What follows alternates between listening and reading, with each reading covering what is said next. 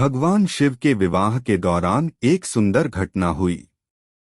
जब शिव और पार्वती का विवाह होना था, तब एक बहुत बड़ा उत्सव मनाया गया। सभी देवता और दिव्य प्राणी, सभी असुर, दानव, विकृत जीव, ये सभी आए।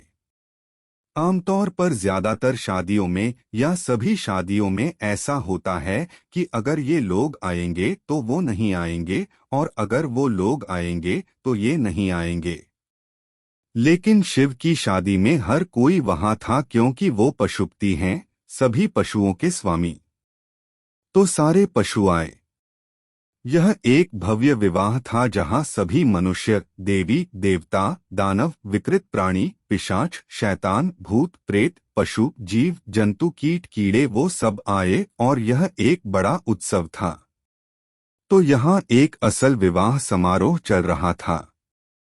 जब वो लड़की को वर को सौंपते हैं तो वो आपके पूर्वजों, आपके नस्ल, आपके माता पिता, आपके वंशावली, आपके गोत्र और आपके नक्षत्र के बारे में पूछते हैं।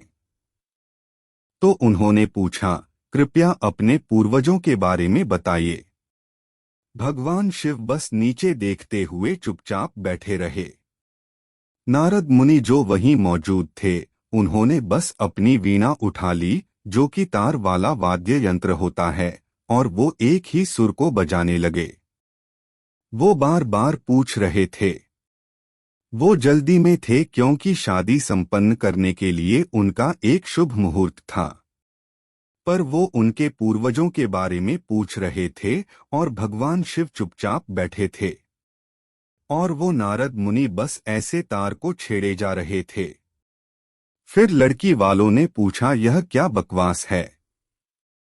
क्योंकि बिना उस व्यक्ति के पूर्वजों को जाने हम लड़की को उसे नहीं सौंप सकते। आप चुप क्यों बैठे हैं और आप लगातार तार क्यों छेड़ रहे हैं? तब नारद मुनि ने कहा, वो स्वयंभू है, इनके कोई माता पिता नहीं है, क्योंकि पूरी सृष्टि का आधार ध्वनि में निहित है। और क्योंकि इनकी सभी ध्वनियों पर महारत है, जिसका मतलब है कि सृष्टि पर अपनी महारत से इन्होंने खुद का निर्माण किया है, इसलिए ध्वनि ही इनका वंश है। इसीलिए मैं वीणा से तार को छेड़ रहा हूं। भगवान शिव को स्वयंभू के रूप में जाना जाता है। स्वयंभू यानी स्वनिर्मित। उन्होंने खुद ही अपना सृजन किया है। कोई पता नहीं, कोई माता नहीं, और वह एक आत्मनिर्मित प्राणी है। इस आयाम को इस तरह इसलिए प्रकट किया जाता है क्योंकि वो पहले योगी हैं।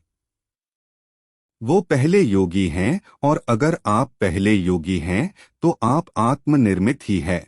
अब जब हम उन्हें एक योगी कहते हैं और जब हम किसी को भी योगी कहते हैं, तो असल में एक तरह से हम कह रहे हैं कि वो आत्मनिर्मित है। वो सामान्य किस्मत की ताकतों को उपलब्ध नहीं है। वो कर्म की ताकतों को उपलब्ध नहीं है। वो जीवन की सामान्य प्रक्रियाओं को उपलब्ध नहीं है। उनका जीवन स्वनिर्मित है। कोई भी जो अपने आप खुद को थोड़ा बहुत शिक्षित कर पाता है या खुद थोड़ा पैसा कमा पाता है, तो आमतौर पर लोग कहते हैं कि वो सेल्फ मेड व्यक्ति हैं। यहाँ हम बुनियादी जीवन की बात कर रहे हैं, एक प्रक्रिया के रूप में जीवन को जीने के बारे में नहीं, बल्कि एक बुनियादी प्रक्रिया के रूप में। उस स्तर पर वो आत्मनिर्मित है, इसलिए वो स्वयंभू है। मूल रूप से योग का बुनियादी पहलू है खुद के निर्माण की ऐसी प्रक्रिया में उतरना जहां आपके शरीर की प्रकृति, आपकी ऊर्जा की प्रकृति, आपकी भावनाओं की प्रकृति, आपके मन की प्रकृति, सब कुछ आपके द्वारा बनाया गया है।